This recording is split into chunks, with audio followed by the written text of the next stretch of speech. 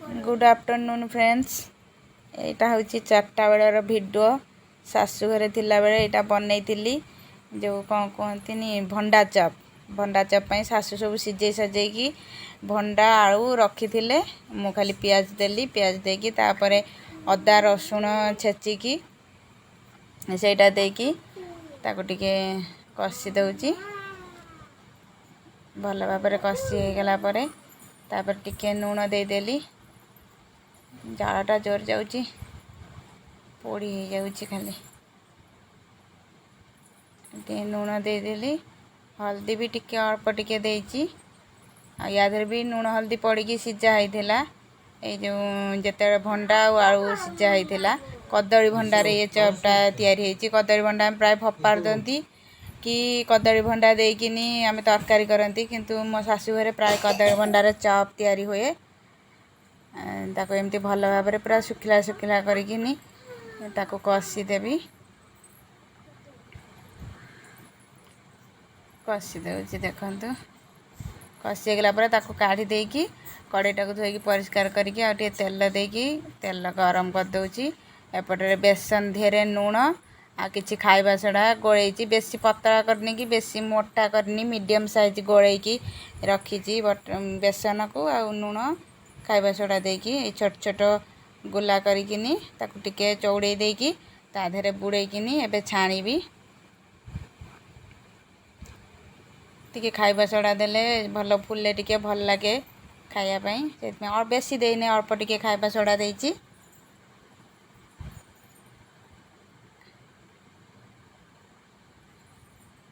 M देखिबा थे केमती करूची।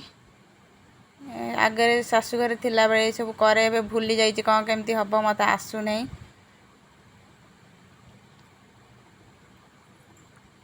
जेमती परची सेमती करियारे व्यस्त। सेपटे आम परिवा कटा और प्याज कटा हो रही है। भजा हम, रुटी हम, यहाँ छणा सारा पर मोटा मोटा हो जाऊँ मोर टे छाणी पारू नहीं बेसन धेर कड़ेकिनी।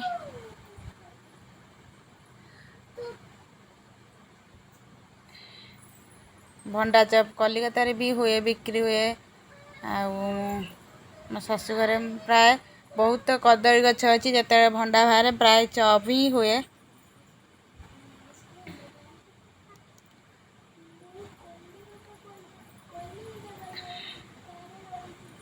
हूँ जालटा भल लगे जाऊ ना बोली बापा आणिकी आगे ससुर आणिकी आगे जाल दे देती चुली रे।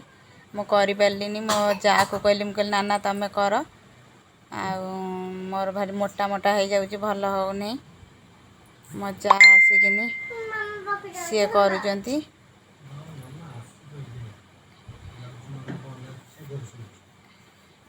से कहले हूँ मु करदे।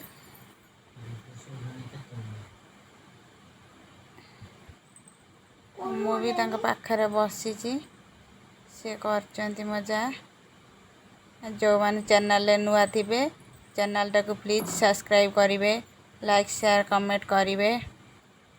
नुआ जो मैंने देखुवे भिडियो टी जोर जाल दे दीजिए। यहाँ जाल जमा जाऊ ना बोली जोर दे दीजिए। यहाँ टे हल्का पोड़ी जाइए, लाल लाल बेसी हो जाए। जाल कमेकी शीघ्र शीघ्र करी होने बोली मो झीआरी आसिकी से जो कषाटा को गोला कर दउची सबू जा पकाउछंती। मु एपटरे बसिकी चुली पाखरे छाणुची बसिकी देखि पाथे। एमती ये चपटा करिकी घरे बनई खाइबे बहुत ही भल लगे। आमर तो प्राय हुए शाशु घरे, बाप घरे हुए ना कि एठी कलिकता हेले मु किणिकी आनिकी खाए, किंतु शाशु घरे प्राय आमर हुए। यहाँ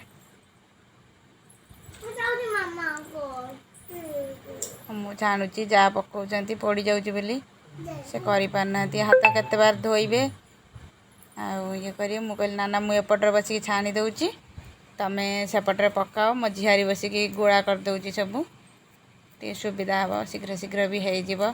संध्या हलानी तापर चुली रे करिबु रुटी भजा करिबु सबू से शीघ्र शीघ्र करदेला रुटी भजा करी एकाथर नहीं कि आम पलू नहीं रखिदे था राति 8टा 8:30 हेले जा खियापिया करूँ आम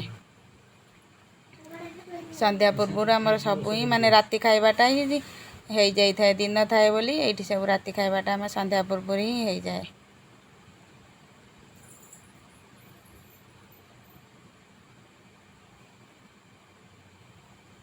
छाणिया मु पूरा व्यस्त अच्छी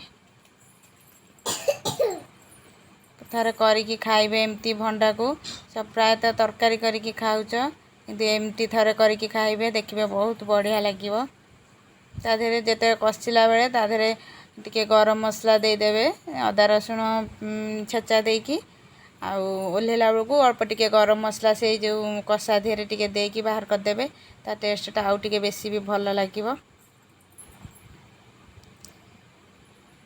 चुल्ली रे करिया केते कष्ट देखि परछन त जाळ पूरा पळी आछि भितर को बाहर को हावा जे अड़ को दउछि पवन जो अड़ दउछि जाळ पळी आछि।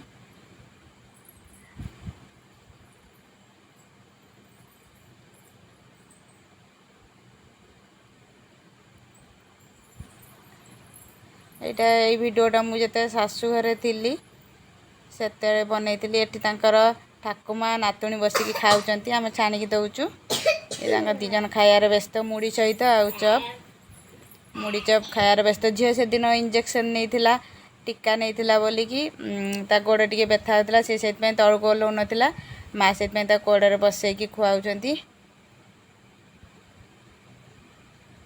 आम दीजा आमर कर व्यस्त।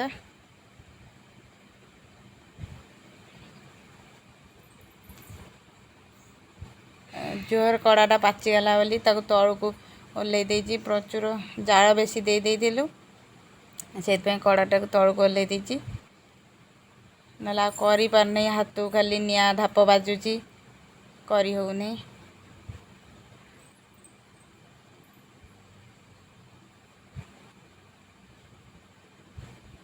ये सब जिनस मिसी कले टे भल लगे एका एका करिया को इच्छा ही हुए ना।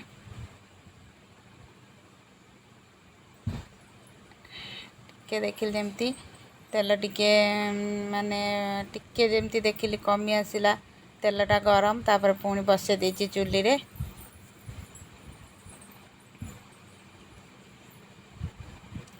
सेटा हूँ रोसई घर बाहर ये चुली पड़ी रोसईबास करके नहीं कि रोसई घर रखीदे भितर गैस अच्छी रात गरम करी खाऊ कि गाधा गरम फरम हुए चाह हुए रुटी हुए